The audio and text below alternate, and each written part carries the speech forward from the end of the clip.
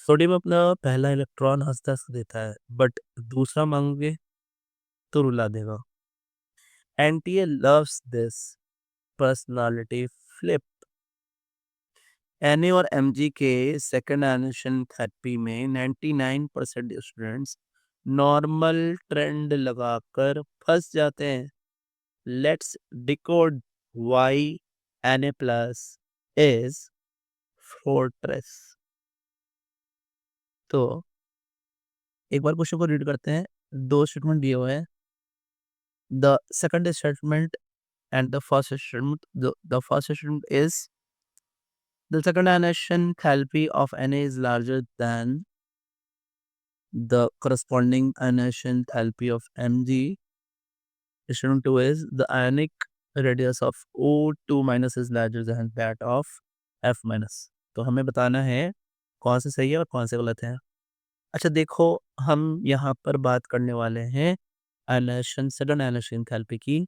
तो होता क्या है कि जब हम इलेक्ट्रॉनिक कॉन्फ़िगरेशन को देखें +1 कैटायंस बनने के लिए, क्योंकि जब कोई भी हमारा इलेक्ट्रॉन निकलता है तो वो इलेक्ट्रॉन निकलता है +1 कैटायन से, है ना? हमारे सेकंड आयन एंथैल्पी के। तो पहले तो मैं यहाँ लिखता हूँ कि सोडियम का क्या हुआ और कैसे आगे चीज़ें जा रही हैं। तो देखो मैंने यहाँ लिखा सोडियम, है ना? तो जो सोडियम है हमारा, ठीक है? वो सोडियम के पास Z जो है वो है 11, है ना? जो Z है हमारा वो Z है 11, ठीक है? तो 11 है, तो हमने क्या करा कि इसके लिए न्यूट्रल जो इलेक्ट्रॉनिक कॉन्फ़िगरेशन है वो है नियॉन एंड 3s1, ठीक है? और जब यहाँ से एक इलेक्ट्रॉन निकल जाता है तो फिर ये बनता है हमारा, that is helium 2s2 and 2p6, okay? This is Na plus, है ना?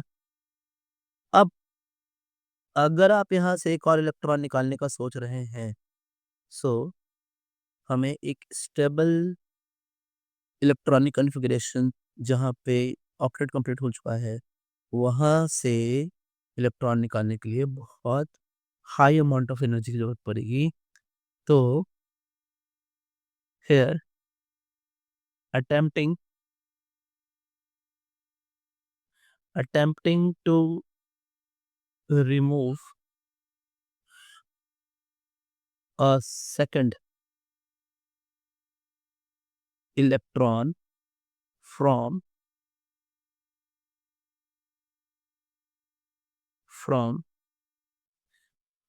above octet, है ना? Above octet, it requires massive amount of energy. It require massive amount of energy, ऐसी बात है, ठीक है? अभी यही चीज़ अगर हम Mg के लिए देखें, तो Mg के लिए लिखते हैं। देखो Mg के लिए क्या हुआ, है ना? ये तो हमारा Na के लिए था। हमने Na के लिए देखा कि जो हमारा Z है वो 11 है और नॉर्मली उसका इलेक्ट्रॉनिक कॉन्फ़िगरेशन ये है। Mg के लिए जो कि Z जो है वो है 12, तो जो इलेक्ट्रॉनिक कॉन्फ़िगरेशन आएगा वो आएगा neon 3s2।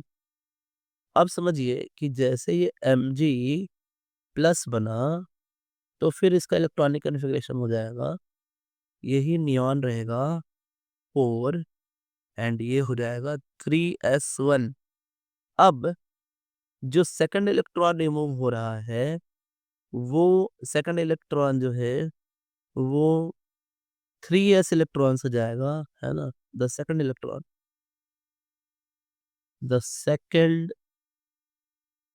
Electron removes from 3s सर्शल, है ना? और ये जो है ना, ये बहुत ईज़ी जाता है। So it is a very low amount of energy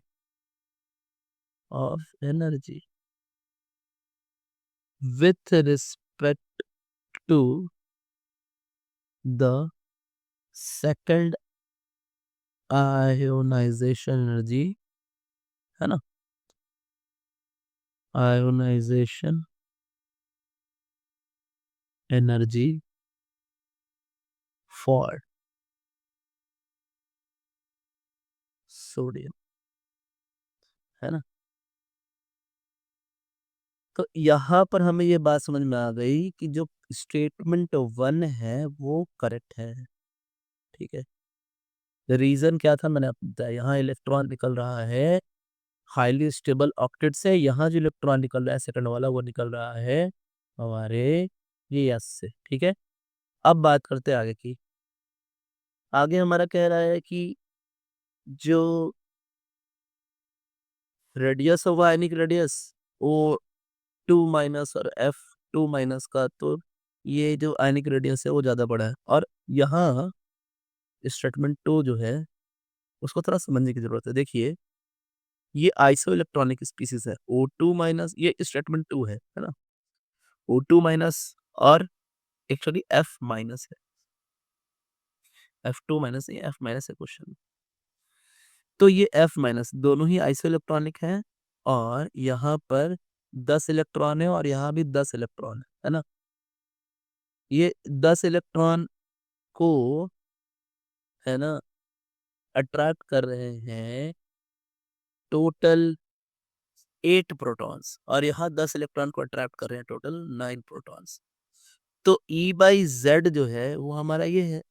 अब E बाई जेड में हमें ये बात समझ में आ रही है कि यहाँ फोर्स ऑफ अट्रैक्शन कम होगा इस केस में और इस केस में फोर्स ऑफ अट्रैक्शन क्या होगा, ज़्यादा होगा।